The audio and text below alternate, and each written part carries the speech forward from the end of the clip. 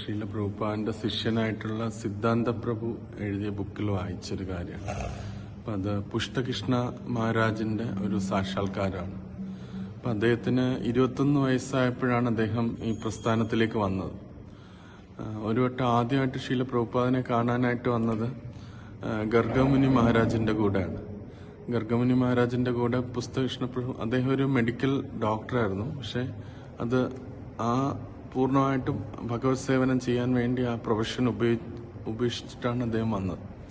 അപ്പം ഗർഗമുനി മഹാരാജിന്റെ കൂടെ വന്നു. പ്രഭുപാദിനെ കണ്ടപ്പോഴത്തേന് പ്രഭുപാദ് അന്ന് ഷട്ടൊന്നും ഇല്ലായിരുന്നു, ധോത്തി മാത്രം ഇട്ട് ഇരിക്കുകയായിരുന്നു, തിലകമൊക്കെ ഇട്ടുകൊണ്ടിരിക്കുകയായിരുന്നു. അപ്പം മഹാരാജനെ കണ്ട ഉടനെ തന്നെ പ്രഭുപാദ് ഗർഗമുനി മഹാരാജ് ഇൻട്രൊഡ്യൂസ് ചെയ്തു, ഇത് പുഷ്ടകൃഷ്ണ ഇതാണ്.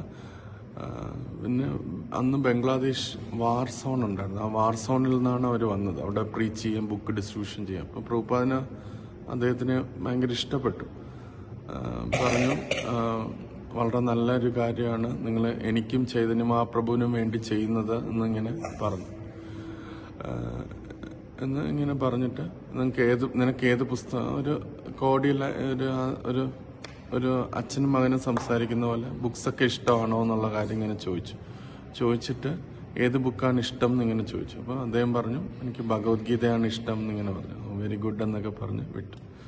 അതിനുശേഷം ചൈതന്യ മഹാപ്രഭുവിന്റെ അപ്പം പോയപ്പോൾ തന്നെ ഗർഗമുനി മഹാരാജിനെ വിളിച്ചിട്ട് പ്രഭുപാദ് പറഞ്ഞു, ഞാൻ ഈ കുട്ടിയെ സന്യാസിയാക്കും എന്നിങ്ങനെ പറഞ്ഞു. അപ്പം അന്ന് അവന് 21 വയസ്സേ ഉണ്ടായിരുന്നുള്ളൂ. അപ്പം അങ്ങനെ പറഞ്ഞിട്ട് പോയി. പിന്നെ ചൈതന്യ മഹാപ്രഭുവിന്റെ അപ്പിയറൻസ് ഡേ വന്ന സമയത്ത് ഇദ്ദേഹം ഒരു ചെറിയൊരു പോയം എഴുതിയിട്ട് പ്രഭുപാദിന്റെ സെർവന്റിന്റെ അടുത്ത് പറഞ്ഞു, പ്രഭുപാദിന്റെ അടുത്തേക്ക് വയ്ക്കാനായിട്ട് പറഞ്ഞു, ഇത് പ്രഭുപാദിനെ കാണിക്കാൻ വേണ്ടി.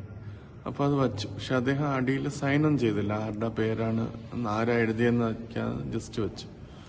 അപ്പം പ്രഭുപാദ് വായിച്ചു, അദ്ദേഹത്തിന് ഇഷ്ടപ്പെട്ടിട്ട് പ്രഭുപാദ് ആരെഴുതിയെന്ന് ചോദിച്ചു. ഇങ്ങനെ പുഷ്ടകൃഷ്ണ ദാസ് എഴുതിയാന്ന് പറഞ്ഞപ്പം പ്രഭുപാദ് വിളിപ്പിച്ചു അദ്ദേഹത്തിനെ വിളിപ്പിച്ചിട്ട്, നീ എഴുതിയതാണ്, വളരെ നല്ലതാണ്, ഒരു ഡിവോട്ടിയുടെ ഒരു ക്വാളിറ്റി എന്ന് വെച്ചാൽ അത് പൊയറ്റിക് ആണ് എന്നുള്ളതാണ് എന്ന് പറഞ്ഞു. എന്നിട്ടിങ്ങനെ പ്രഭുപാദ് ഒന്നൊരു പേപ്പറും പേനയും എടുത്തുകൊണ്ട് വരാനായിട്ട് പറഞ്ഞു. എന്നിട്ട് പേപ്പറും പേനയും എടുത്തുകൊണ്ട് വന്നിട്ട് പ്രഭുപാദ് തന്നെ സംസ്കൃതത്തിൽ 6 ശ്ലോകങ്ങൾ പറഞ്ഞു. അത് അദ്ദേഹം എഴുതിയെടുത്തു. അത് രൂപഗോസ്വാമിയുടെ ആ ലൈനിലുള്ള ശ്ലോകങ്ങളാണ്. അത് 6 ഐറ്റംസ് ഓഫ് സറണ്ടറിനുമായിട്ട് ബന്ധപ്പെട്ട് ഉണ്ടാക്കിയ ശ്ലോകമാണ്. പ്രഭുപാദ് തന്നെ ഇമ്മീഡിയറ്റ്ലി അത് പറഞ്ഞു. അദ്ദേഹം പറയുന്നത്, ഞാൻ എപ്പോഴും അത് നോക്കി വായിച്ചുകൊണ്ടിരിക്കും എന്ന് ഇങ്ങനെ പറയുന്നുണ്ട്. അപ്പൊ അതിനുശേഷം അദ്ദേഹം അത് അങ്ങനെ എഴുതിയ ശേഷം അദ്ദേഹം ഇങ്ങനെ പറഞ്ഞു, ശീല പ്രഭുപാദ്, ഞാൻ കൃഷ്ണൻ എനിക്ക് ആ വെളിവാക്കി തന്നുകൊണ്ടാണ് ഞാൻ അങ്ങയുടെ അടുത്ത് വന്നത്. അങ്ങയുടെ അടുത്ത് വരാൻ എനിക്ക് പറ്റിയത് ഭഗവാൻ എനിക്ക് ഇത് തന്നതുകൊണ്ടാണ് എന്ന് പറഞ്ഞു. അപ്പം അദ്ദേഹം പ്രഭുപാദ് ഒന്നും പറഞ്ഞില്ല. അതിനുശേഷം പ്രഭുപാദിനോട് അദ്ദേഹം പറഞ്ഞു, ഈ ജീവിതത്തില്, ഈ ലോകത്തിൽ ഞാൻ അങ്ങേയല്ലാതെ വേറെ ആരെയും പൂർണ്ണമായിട്ട് വിശ്വസിക്കുന്നില്ല എന്നിങ്ങനെ പറഞ്ഞു. അങ്ങേ മാത്രമേ എനിക്ക് പൂർണ്ണ വിശ്വാസമുള്ളൂ എന്ന് പറഞ്ഞു.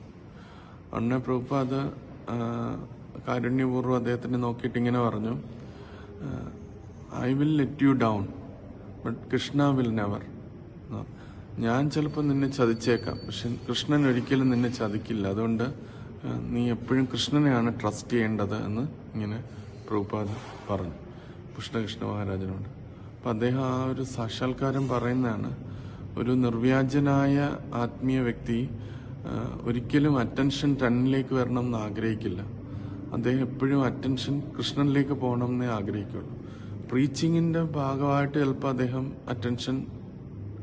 അറ്റൻഷൻ എടുത്തേക്കാം, പക്ഷെ ഇന്റേണലി ഒരിക്കലും തന്നിലേക്ക് അറ്റൻഷൻ വരണം എന്ന് ഒരു നിർവ്യാജനായ ആധ്യാത്മിക ഗുരു ആഗ്രഹിക്കില്ല എന്നുള്ളത് പ്രഭുപാദ് അതിൽ നിന്ന് കാണിച്ചു തന്നു എന്ന് പുഷ്ടകൃഷ്ണ മഹാരാജ്.